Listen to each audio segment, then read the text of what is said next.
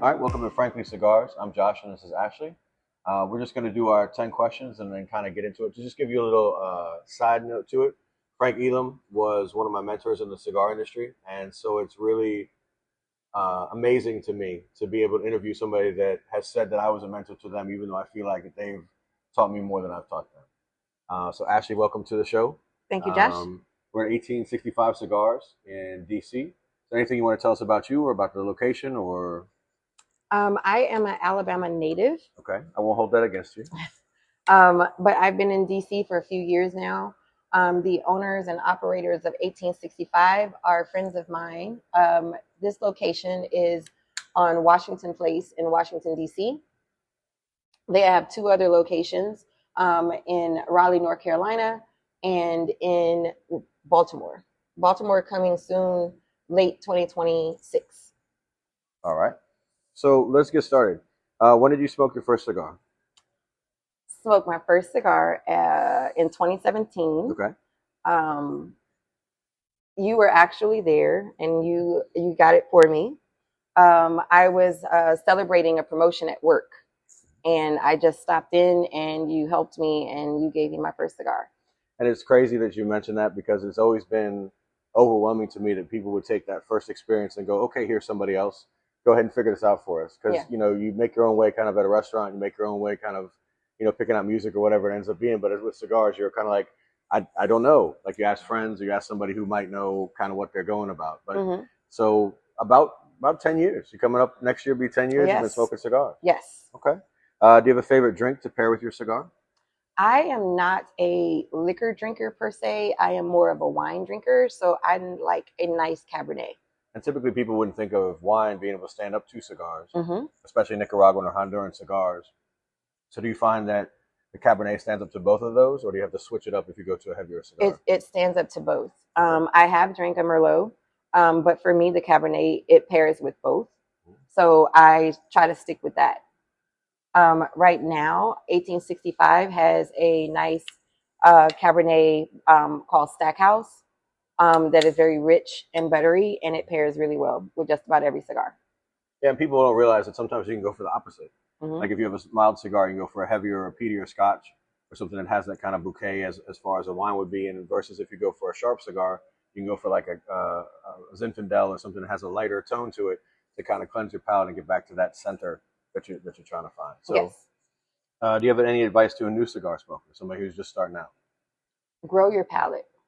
Don't get stuck on flavors. So how would you recommend they do that? Like, is that try cigars from different countries? Is that try what their friends are trying? Is that try everything that's recommended to them? Like, do some research. Don't be afraid to go into Google. If you start a new job, you're going to Google them and see what they're about. It's just like anything else. Or if you're dating somebody. If you're dating somebody, you're going to do a background check. Yeah. So it's the same thing. Yes. And you can check your tobacconist. You can check your supplier at the tobacco shop and say, oh, is this Honduran? And then pull out your phone and just kind of go over, is it really Honduran? And that way you kind of know the path that you're taking. Yes. So that makes sense. What's your biggest unwritten cigar rule violation that you dislike? My biggest violation is going to be, I have two. Okay. One is when people try to relight their cigars with ash on the tip. And then when I say you have to tap the ash, they actually tap the cigar on the ashtray. Right. That could cause you to break the leaf, which won't give you a good pull. I also don't like when someone says, can I taste your cigar? Ooh. This is not a cigarette. Ooh. No, you cannot taste my cigar. And it's tough because you want to hold people accountable for the rules, but if they don't know the rules, you can't really hold them accountable. Exactly. So not everything can be a teaching moment, but at the same time, sometimes it's like, come on, guys. Yes. What was the moment where you felt like a real cigar smoker? Where there was like either where you helped somebody or where there was a cigar that you had finished or something you had finally tried or a place you had smoked at, or is there anything? What was the moment where you were like, all right, I'm a cigar smoker now? I remember someone close to me used to say, oh, you're a cigar smoker. And I was like, nah, I can smoke. I'm not a cigar smoker. I can smoke. I went to Vegas for work and I had to seek out a cigar lounge because after I eat dinner, I have to smoke. So that's when I realized I am a cigar smoker. So then that leads into the next question. What was the last cigar that surprised you? Was there a cigar where you smoked it and you said, oh man, this has a really different texture to it, or this taste I wasn't expecting, or it's Honduran but it smokes Dominican, or anything like that? There was a cigar where you were like, oh, this is, or do you stick pretty much to the 17 cigars you have in rotation? I'm a creature of habit. Okay. You know, the box press number 9, Liga number 9, Right. is my absolute favorite. They are very hard to find, but that is my favorite cigar. So I try to stick to that because they're hard to find. A cigar that surprised me, I'm going to have to say the David Tabernacle. Okay. It surprised me because I was looking for it to have a similar flavor to other Tabernacles I've smoked. Yeah. And it was more peppery than I expected. And that torpedo space, that shape, definitely defines how the cigar reaches the palate, and then how the tobacco burns throughout that shape as well. So I get upset when people say, oh, I'm just going to grab this because this is the blend I usually get. No, what size do you usually smoke it in? Right. I just smoke it in whatever size they have. So it's different every time for you. It has a different change on the palate. It might not be a little nuanced at the very beginning when you first start smoking, but as you get smoking for as long as you and I have been smoking, you're kind of like, but I want it in that size. Right. and you feel like a bit of a cigar like snob where you're like, but I don't smoke those cigars. I understand exactly what you mean. I've had those moments. I definitely had those moments. What's your favorite cigar right now? Always will be the box press Liga number 9. Is that your favorite cigar overall ever? Overall, that is my favorite. Wow. It is perfect with Cabernet. Okay. It's just the combination of the two. They complement each other so well. Is there an accessory that you can't live without? My cutter. So you don't fingernail it then? Like, no. You don't get stuck and just kind of like... No.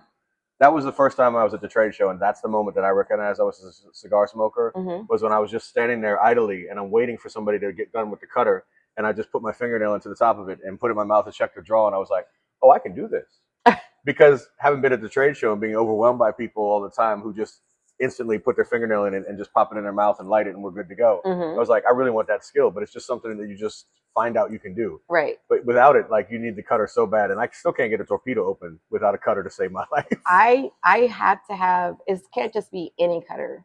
I have to, I'm a V-cut smoker. Really? Yes. Okay. I'm a V-cut smoker. So I like a sharp, clean, crisp V. So no plastic V cutters? No, sir. Okay. So that is something I can't live without. Have you ever met anybody within the cigar industry that you were epically impressed with? Joshua. Must be another Joshua. No, honestly, you impressed me from the very beginning. Your knowledge level I've never asked you a question you didn't know the answer to. But it's interesting because people say that to me all the time. And the genesis of that was, I know it's disposable income. And I know that the consumer is coming to the shop when I worked at the shop and saying, okay, what do you have that I can get for this $12? What do you have that I can get for this $10? And it might be their last $10. It might be the end of the week and they're waiting until 4:15 when the check comes in and they need to know how they can maximize this. Right. And so it's my right to know exactly what I'm talking about, because how can I educate and help you if I don't know exactly what I'm talking about? Absolutely. And a lot of it was self-taught, but a lot of it was a necessity. Like, we get this thing in and I know you're going to come in and ask me about the new Drew Estate product. So I have to know about it before you get there. So it was either call the rep or move around or anything else. So outside of me, is there anybody that you met in the industry, like a manufacturer or somebody who works as a rep or something, that really did impress you? I'm going to have to say no. Not as much as you've impressed me. Again, your knowledge level, I mean, not just about the cigar, but the leaf, the filler, where it's grown, those things impressed me. And it actually got me started into being a cigar smoker and not just a smoker. Well, I appreciate that. So definitely you impacted me a lot. So is there anything you wanted to ask me?